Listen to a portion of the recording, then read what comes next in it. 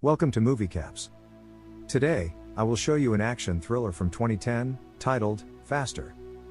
Spoilers ahead. Watch out, and take care. After leaving prison, Jimmy Cullen arrives at a junkyard to meet his informer, and recovers his car with a gun and some documents, containing information about a guy named Prescott Ashton. After getting the information, he shoots Prescott at his office.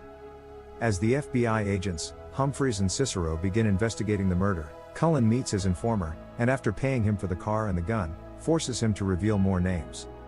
Meanwhile, a hitman identified as Killer is given the task from an unknown caller to kill Cullen. At the FBI office, Detective Cicero finds a videotape containing information about Cullen's background. She explains to Humphreys that Cullen and his brother were involved in a bank robbery. Although they succeeded in executing their plan, someone set them up. They were raided by some other criminals, who tortured them to get the information about the looted money. As they threatened to kill them, Cullen's brother Gary thought they were just bluffing, and stopped him from revealing the information. Cullen, who was scared for his brother's life, did not listen to him, and told them about the money, but the gangsters including Prescott, Nixon, and Kenneth Tyson killed Gary by slitting his throat. They shot Cullen as well, who was declared dead by the doctors, but he miraculously survived, after the doctors implanted a metallic plate into his skull, to treat the bullet wound. She believes he is now taking revenge for his brother, as he swore to kill them all. While she explains his history to Humphreys, Cullen goes after his second target Kenneth Tyson, and shoots him, right before he forcibly tries to record a video of an abducted girl. As he walks out of the apartment, Killer, who has been spying on him for a long time, tries to kill him, but Cullen finds out about it.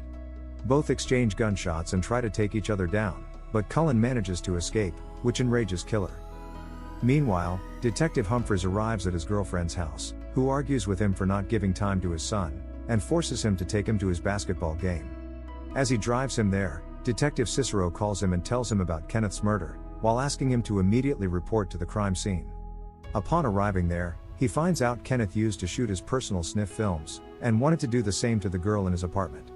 During their investigation, Cicero also tells him that people have seen another shooter, who exchanged gunshots with Cullen in the hallway, but they have no further information about it. After the failed attempt at shooting Cullen, Killer, who cannot bear his defeat, tells his girlfriend Lily about him.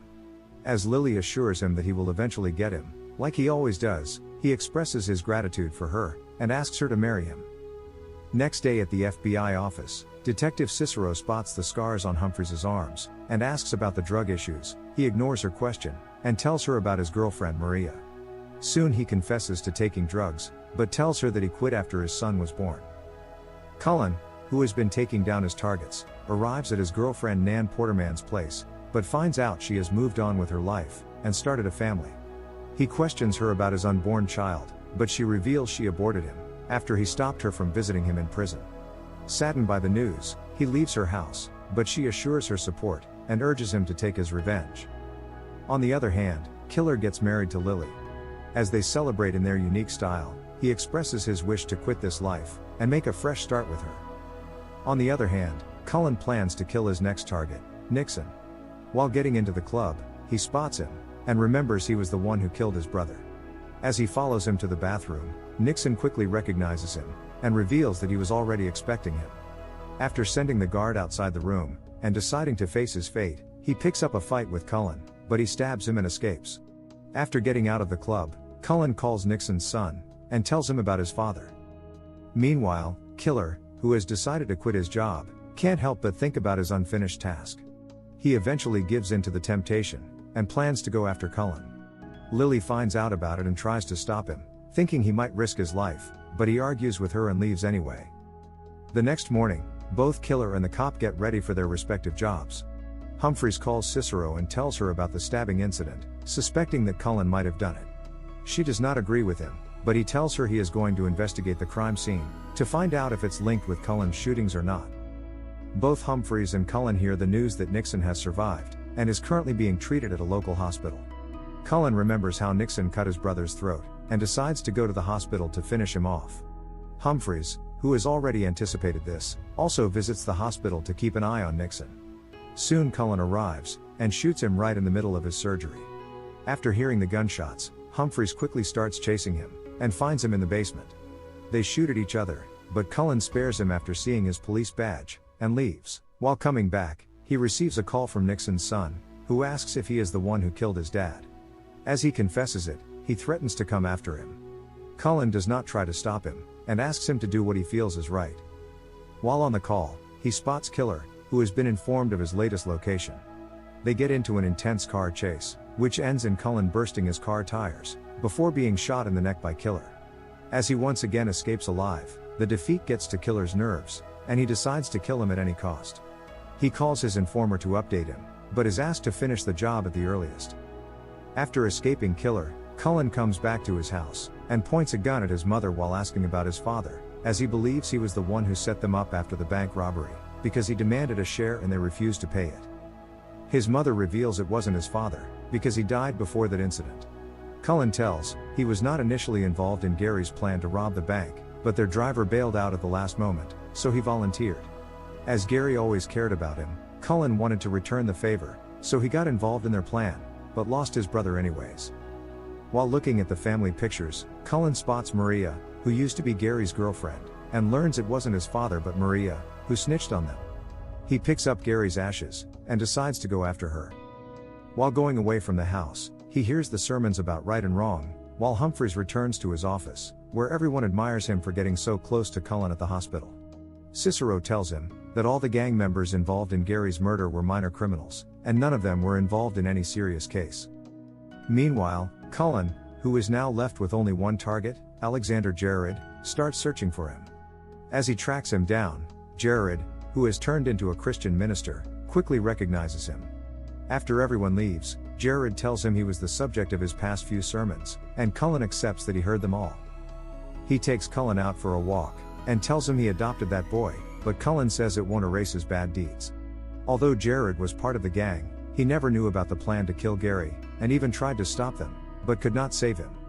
He reveals he was only hired to guard the gates, and had no information about the mastermind of the plan. He further tells him that he went to prison after the incident, but it changed his life, as he refrained from his sins, and decided to dedicate his life to saving others from the crimes he committed. Moved by his attitude, Cullen forgives him, and cannot find the courage to shoot him, and asks him to go back to his family. Later, as Cullen sits there alone in the camp, Killer arrives and plans to shoot him.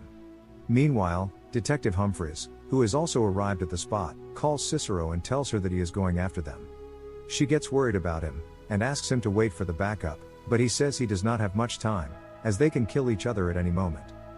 Inside, Killer sees his list of names, and learns he has taken his revenge, but reveals there is still one name left, and that's the person who hired him to kill Cullen, but Cullen does not have any idea about it.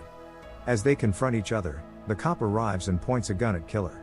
As Killer drops his gun after being threatened by him, Humphrey shoots Cullen, revealing he was the last person involved in Gary's murder, but Cullen could not see him. Killer, who has not seen his face before, learns that he is the one who hired him to shoot Cullen. He tells him that Cullen did not know about him, to which Humphreys reveals he already figured that at the hospital, when he let him go. He also tells him that Gary's girlfriend was his informer, who told him about the bank robbery.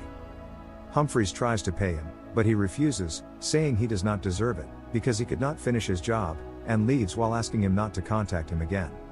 He calls Lily, and tells her he is finally coming home after finishing off his job. Meanwhile, Detective Cicero, who is on his way to help Humphreys, discovers that he knew about Cullen from the beginning of the case. She calls her senior who appointed him on the case, but he reveals he did not hand it over to him, but it was Humphreys who requested to be part of the investigation. Soon, Humphreys, who now has a clean slate, calls Maria and tells her he is finally ready to make a fresh start with her. As he talks to her, Cullen surprisingly appears out of nowhere, and shoots him in the head, while telling him that his metallic plate saved him. The FBI team arrives at the scene, and finds Humphreys' dead body, but Cicero decides to hide the truth about his involvement in the case. Cullen scatters Gary's ashes in the sea, and drives away, while Jared begins a sermon about forgiveness. The end. Thank you for watching. Subscribe if you'd like to see more videos like this. Turn on the notifications and leave a like to help the channel out.